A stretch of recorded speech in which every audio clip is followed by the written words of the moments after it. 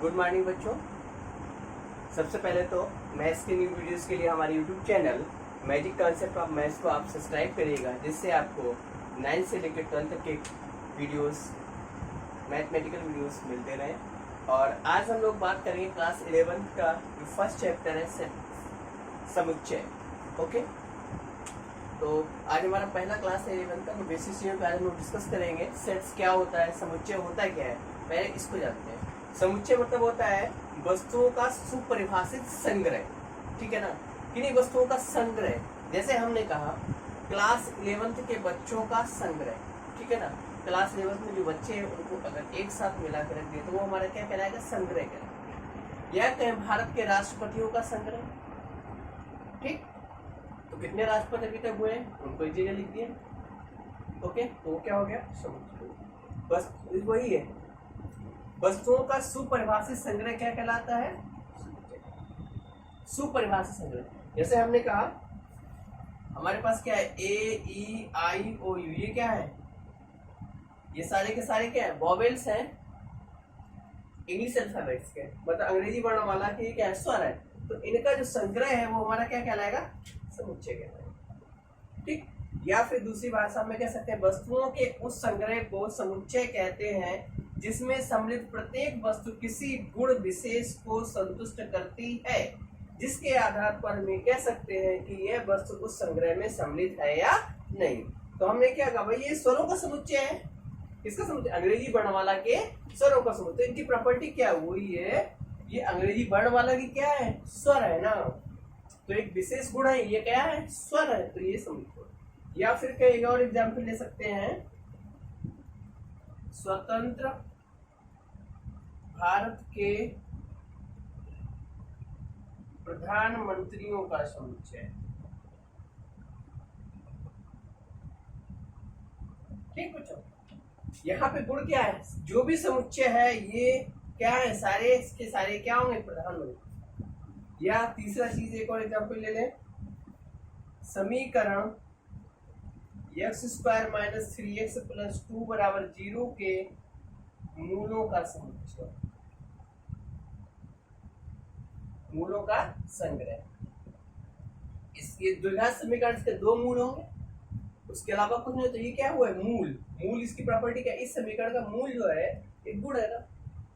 तो ये क्या हुआ, इसका जो होंगे वो हमारा क्या कहलाएगा, ये जो भी होगा वो क्या कहलाएगा, ठीक है। अब बात करते हैं समुच्चय के अवयव।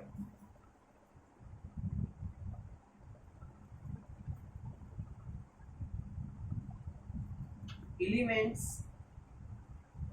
Of A set. ओके, समुच्चय के अवयव क्या होते हैं, किसी सेट के संग्रहित प्रत्येक वस्तु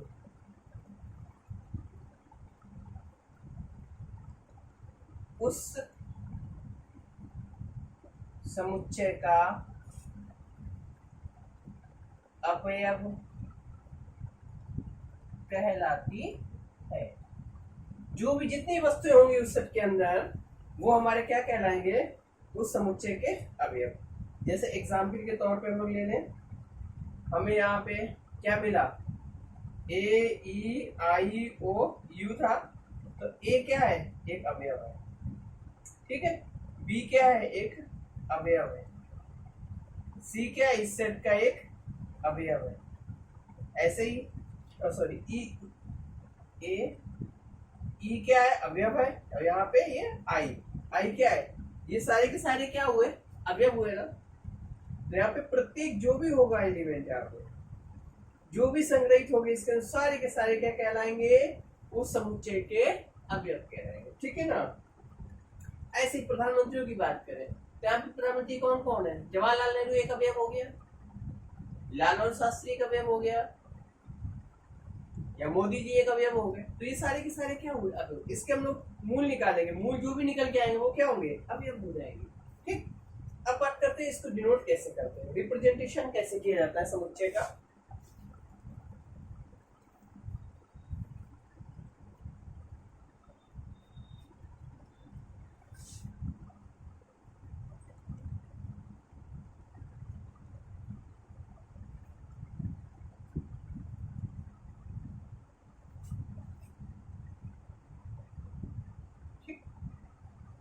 जो सेट्स होते हैं, सेट्स को अंग्रेजी वर्णमाला के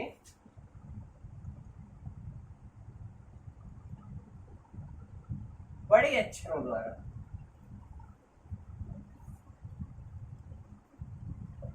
निरूपित करते हैं, ठीक है ना। और इसके अवयवों को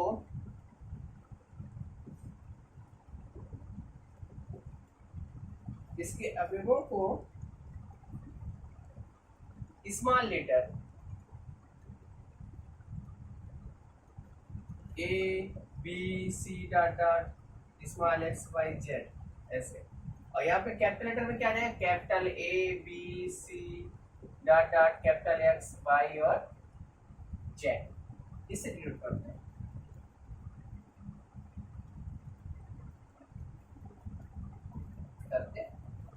तो यहाँ पे डिनोट करने की बात आ गई, तो हमारे पास जैसे हमने लिया था पहला क्या, ए बराबर क्या था हमारे पास, ए ई आई ओ यू, ठीक है ना। तो इसको हमने किससे रिप्रेजेंट किया, कैपिटल ए से। तो समुच्चय को हमेशा अंग्रेजी वर्णमाला की बड़े अक्षरों से डिनोट कर, चाहे ए ले लो, बी ले लो, सी ले लो, डी ले लो, जो तुम्हारा मन हो वो अक्षर कैपिटल ले सकते हैं, ठीक। अब बात करते हैं, नोट करके ले लेते हैं, इसी में आगे बढ़ते हैं। एक वर्ड यहां आता है, यदि कोई x एक है, समुच्चय कैपिटल ए का अवयव है, तो इसे हम लोग कैसे रिप्रेजेंट करेंगे, क्या लिखेंगे, x बिलोंग्स टू ए, इसको बोलते हैं बिलोंग, ओके, मतलब क्या बोलते हैं, बिलोंग्स टू, मतलब x जो है ए का एक अवयव है, ठीक है ना। तो इसका मतलब क्या हुआ, x ए का एक अवयव है, ये पढ़ेंगे कैसे, x बिलोंग्स टू ए। अगर ये अवयव नहीं है, x समुच्चय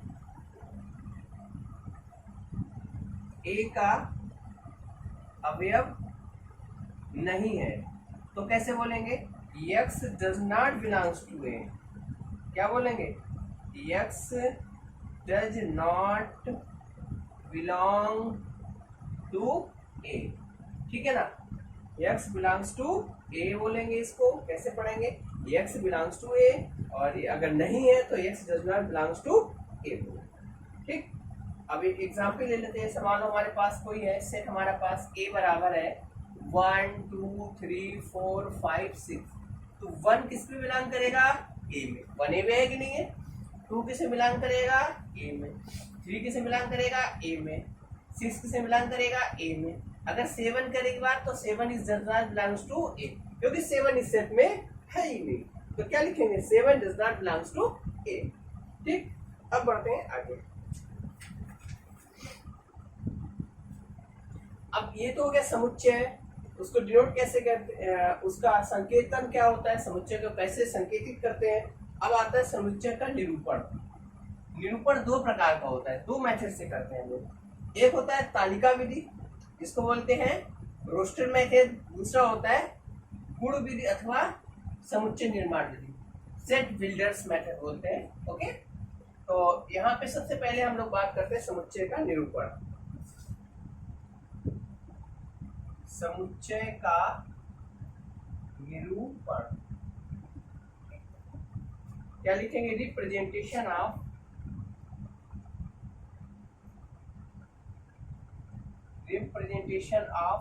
सेट्स, ओके। भाई दो तरीके से निरूपित करते हैं, कौन कौन से बताया हमने, एक होता है तालिका विधि, या इसको दूसरा नाम इसका लेते हैं हम लोग रोस्टर विधि, क्या बोलते हैं, रोस्टर विधि, ओके। रोस्टर विधि को रोस्टर मेथड, और दूसरा होता है, दूसरा जो विधि होता है समुच्चय निर्माण विधि, समुच्चय निर्माण विधि, या इसको बोलते हैं गुण विधि बोलते हैं। तो दो तरीके से निरूपित किया जाता है, ठीक। तो एक जो पहला होता है, पहले की बात कर रहे थे, हमारे पास कौन सा रोस्टर विधि। रोस्टर विधि में हम लोग क्या करते हैं, इस विधि के द्वारा किसी समुच्चय को निरूपित करने के लिए समुच्चय के समस्त अवयवों को, इसमें क्या करते हैं, जो भी अवयव होंगे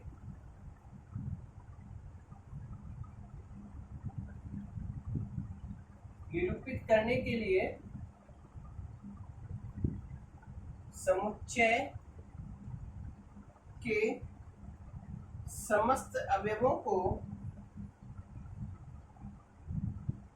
मझले कोष्ठक, किसमें, मझले कोष्ठक के अंदर अलग अलग लिखकर प्रत्येक के बीच अर्धविराम लगा देते हैं। ठीक, तो एग्जाम्पल के तौर पर देखें, जैसे हमसे कहा गया, यदि 2 से बड़ी व 20 से छोटी सम संख्या का समुच्चय, ठीक है, मतलब 2 से बड़ी होनी चाहिए, 20 से छोटी सम संख्या, तो हमने इसको मान लिया क्या, तो कौन कौन संख्या होगी बताइए। 2 से बड़ी सम संख्या 4, 6, 8, 10, 12, 14, 16 और 18, यही हुई ना, 2 से बड़ी 20 से छोटी।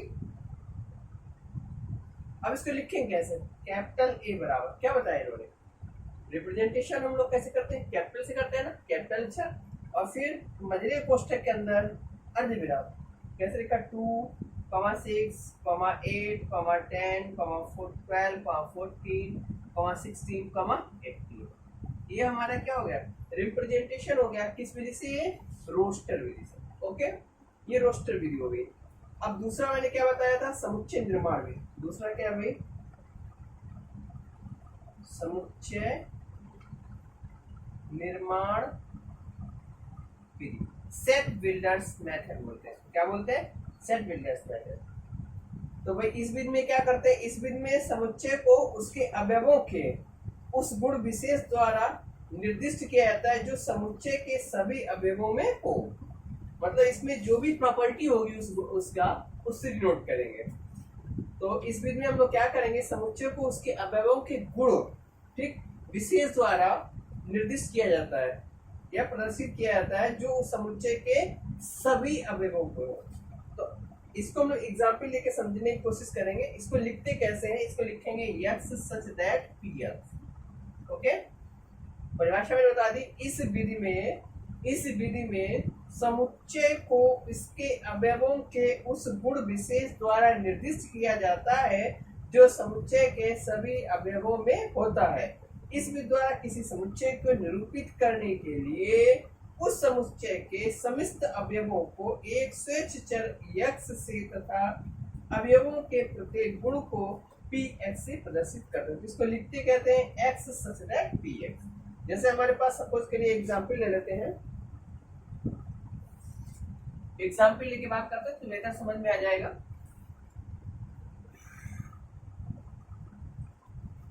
एग्जाम्पल लिया, कह रहा है यदि 10 से छोटी अभाज्य संख्याओं का समुच्चय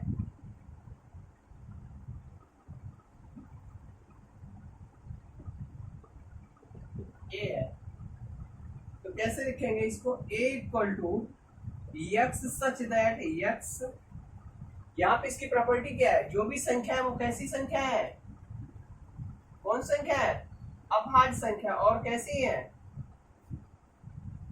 सारी की सारी 10 से छोटी, मतलब इसकी प्रॉपर्टी क्या है, 10 से छोटी अभाज्य संख्या, यही तो हुआ ना। तो क्या लिखेंगे, x सच दैट x एक अभाज्य संख्या जो 10 से छोटी है। एक और एग्जांपल ले लेते हैं।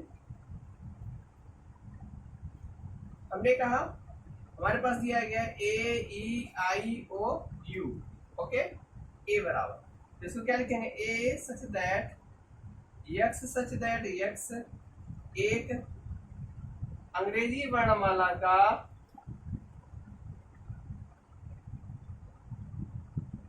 क्या है भाई, स्वर है। ये तो वॉवेल है हमारे, ये क्या है, सारे के सारे एक क्या है, स्वर, ठीक है ना। तो इस प्रकार जो भी इसकी प्रॉपर्टी होगी उसको यहाँ पे लिख देंगे, ठीक। जैसे हमने पिछला एग्जाम्पल लिया था भारत के सभी प्रधानमंत्रियों का समुच्चय, तो क्या लिखेंगे, यक्स सच दैट यक्स एक भारत का प्रधानमंत्री है। तो इस प्रकार से हम लोग इसको रिप्रेजेंट करेंगे, ओके। अब आगे बढ़ते हैं, कुछ संख्याओं के बारे में हम लोग यहाँ डिस्कस कर लेते हैं जो हमारे ये बहुत ही इंपॉर्टेंट है। तो आप लोग संख्या पद्धति में पढ़ भी चुके हैं उसको पिछली क्लासों में, तो यहाँ भी मैं थोड़ा सा आपको बता देता हूँ। संख्याओं के कुछ महत्वपूर्ण समुच्चय, ओके।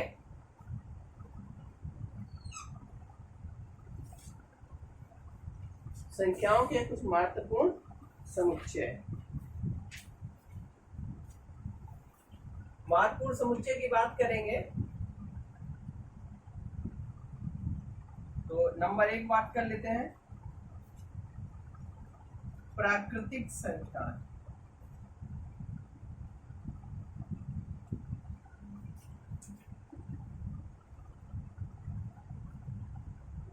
क्या बोलते हैं, natural number, set of natural numbers. Natural number क्या होता है भाई, सबको पता है। इसको हम लोग किससे रिप्रेजेंट करते हैं, कैपिटल एन से, या फिर आई प्लस से, इंटीजर्स के पॉजिटिव सारे नंबर, या फिर जेड प्लस से। तो इसको लिखेंगे एन बराबर, या आई प्लस लिखेंगे या जेड प्लस लिखेंगे, इसमें आ जाएगा 1 2 3 4 डाटा, ओके। तो नेचुरल नंबर हमारे क्या हो गए, एन बराबर आई प्लस या जेड प्लस क्या क्या हो गए, 1 2 3 4 5 डॉट। प्राकृतिक संख्या। नंबर दो बात करते हैं, पूर्ण संख्या, होल नंबर जो होते हैं हमारे।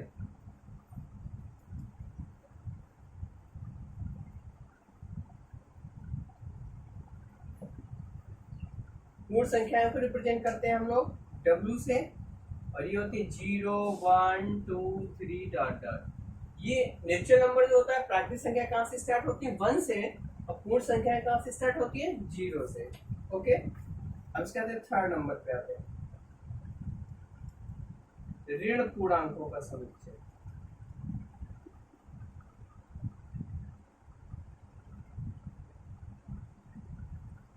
ऋण पूर्णांक हो गया आई माइनस या जेड माइनस, क्या हो जाएगा भाई, -1 -2 -3 -4 डॉट डॉट, ठीक है ना। और ये जो प्राकृतिक संख्या होती है इनको धन पूर्णांक भी कह सकते हैं, धन पूर्णांक भी कहते हैं, इसीलिए इसको आई प्लस से डिनोट किया गया है, ठीक है। तो ये हमारा आ गया ऋण पूर्णांक, क्या हो गया, -1 -2 -3 डॉट डॉट। नंबर 4 पे आते हैं, पूर्णांकों का समुच्चय।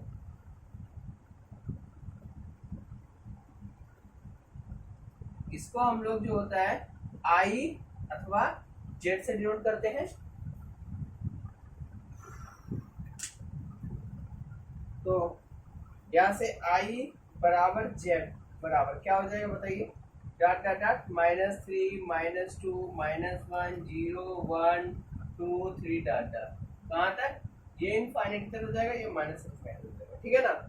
तो मतलब जो भी नंबर्स हमारे धन पूर्णांक और ऋण पूर्णांक को मिला के लिख देंगे वो क्या बन जाएगा, पूर्णांक, माइनस इनफाइनाइट से लेके प्लस इनफाइनाइट, जो भी नंबर्स होंगे हमारे पास, माइनस इनफाइनाइट, -3 -2 1 -1 0 1 2 3 डॉट डॉट। अब आते हैं, अगला हमारा होता है नंबर 5 को लिखते हैं, परिमेय संख्या। ठीक है ना। अगला आता है परिमेय संख्या। 4 तो होगी, 5वां हमारे पास है परिमेय संख्या। परिमेय संख्या आप लोग पढ़े हैं ना। वो संख्या है जिनको हम लोग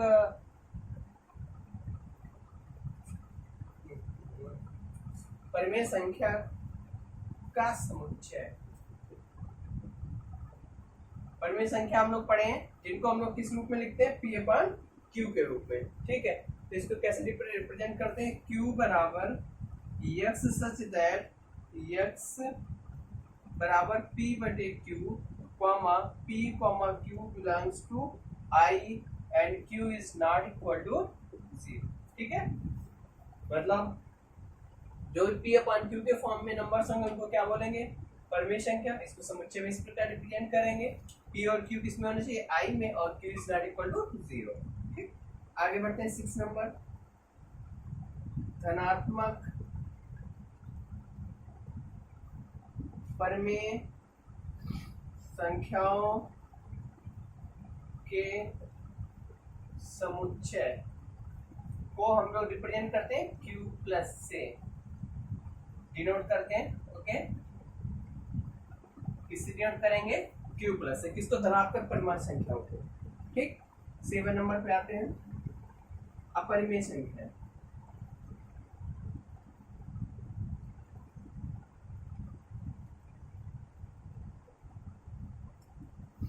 अपरिमेय संख्या क्या होगी, वही जो संख्या परिमेय नहीं होंगी वो सारी की सारी क्या होंगी, अपरिमेय हो जाएंगी। ठीक है ना, इसको हम लोग T से रिप्रेजेंट करते हैं। तो जगह x such that x belongs to R and x does not belongs to Q।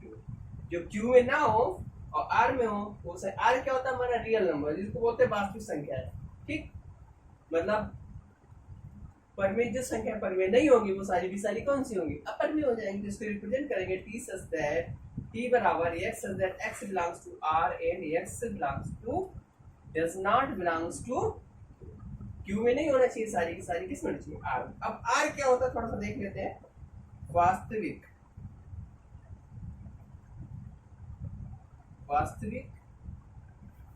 संख्याओं का समुच्चय।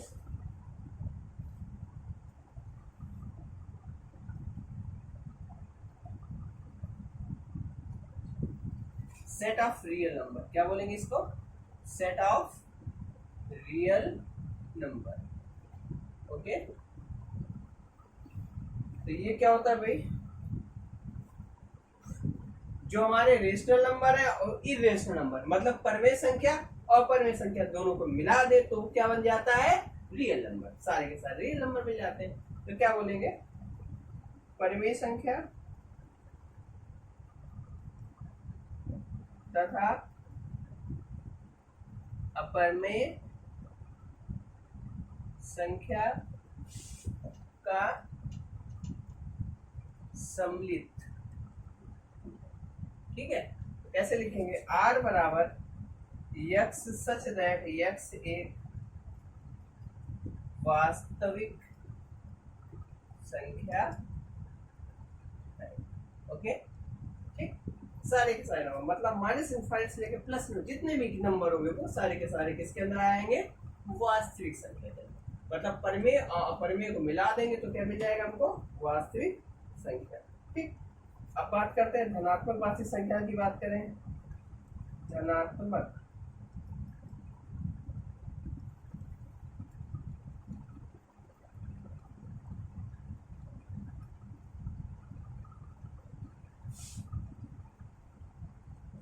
के समुच्चय को हम लोग किससे रिप्रेजेंट करेंगे, R प्लस से। ठीक, अगर धनात्मक केवल वास्तविक संख्या लेंगे तो उसको रिप्रेजेंट करेंगे हम लोग R से। अब एक नंबर और लास्ट में सबसे बड़ा नंबर होता है सबका पिता, जितने नंबर से मीटर पर सबका बाप, उसको बोलते हैं हम लोग समित संख्या।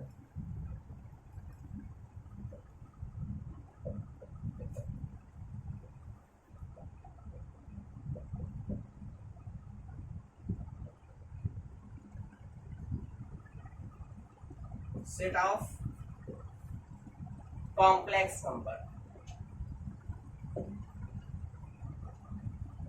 ठीक, और सेट ऑफ जो कॉम्प्लेक्स नंबर होता है उसके अंदर सारे के सारे जितने नंबर अभी तक पड़े वो सारे के सारे नंबर इसके अंदर आ जाते हैं। जैसे हमारा ये था वास्तविक संख्याओं के अंदर ऊपर के सारे नंबर इसके अंदर आ गए, ऐसे ही यहाँ 9 तक के नंबर किसके नंबर अंदर आ गए, 10 के अंदर आ गए। तो इसको रिप्रेजेंट करते हैं, इसको सी से रिप्रेजेंट करते हैं, इसको लिखते हैं x से x बराबर a plus i b comma a comma b belongs to r comma i square बराबर -1। इसको और विस्तार से भी आगे एक चैप्टर है आपका समित संख्या, उसमें पढ़ेंगे। ठीक, तो यहाँ पे क्या देखा हमने, प्राकृतिक संख्याएं मिली हमको, होल नंबर मिला, इंटीजर मिला, ठीक, परिमेय संख्या मिली, रियल नंबर मिला और कॉम्प्लेक्स नंबर मिला। सबसे बड़ा ये भाई n, इधर स्टार्टिंग से n है सबसे, है ना, फिर w है, फिर i है, फिर q है, फिर r है, फिर c है। मतलब ये सारे के सारे इसके अंदर होंगे, ये इसके अंदर, ये इसके अंदर, ये इसके अंदर, ये इसके अंदर, मतलब सबसे बड़ा कौन हुआ, सी। अभी हम लोग पढ़ेंगे उप समुच्चय, एक चीज पढ़ेंगे। उप समुच्चय में ये होता है कि जो भी अभी अब ए के, अगर ए के सारे बी के अंदर है तो जो ए है बी का उप समुच्चय कहलाएगा। ठीक, तो वहाँ ये होता है ए बराबर 1 ले लिया, 1 2 3, और बी बराबर ले लिया कितना, 1 2 3 4। देखो यहाँ पे क्या हो, ए के सारे वो किसके अंदर है, बी के अंदर है ना, तो इसको बोलेंगे ए इज सबसेट ऑफ बी। इसको क्या पढ़ते हैं, सबसेट। ओके, तो यहाँ भी वही है, n के सारे यहाँ किसके अंदर है, w के अंदर, तो इसको सबसेट बोल सकते हैं, है कि नहीं।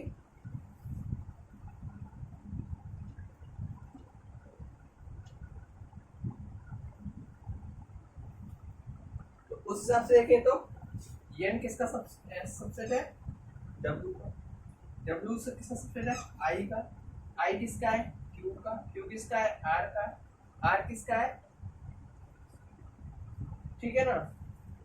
तो ये सबसे बड़ा कौन हुआ, c, उससे छोटा r, उससे छोटा q, उससे छोटा i, उससे छोटा w, उससे छोटा n।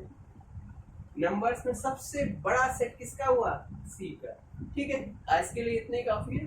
Okay, thank you. अगर पसंद आए तो हमारे YouTube चैनल पे जाके मैजिक कॉन्सेप्ट ऑफ मैथ्स को जरूर सब्सक्राइब करिएगा। जो आपको रेड बटन मिलती है उसको क्या करना है, दबाना है, जिससे चैनल आपको सब्सक्राइब हो जाए और आपको बेहतर वीडियोस मिलती रहे। Thank you.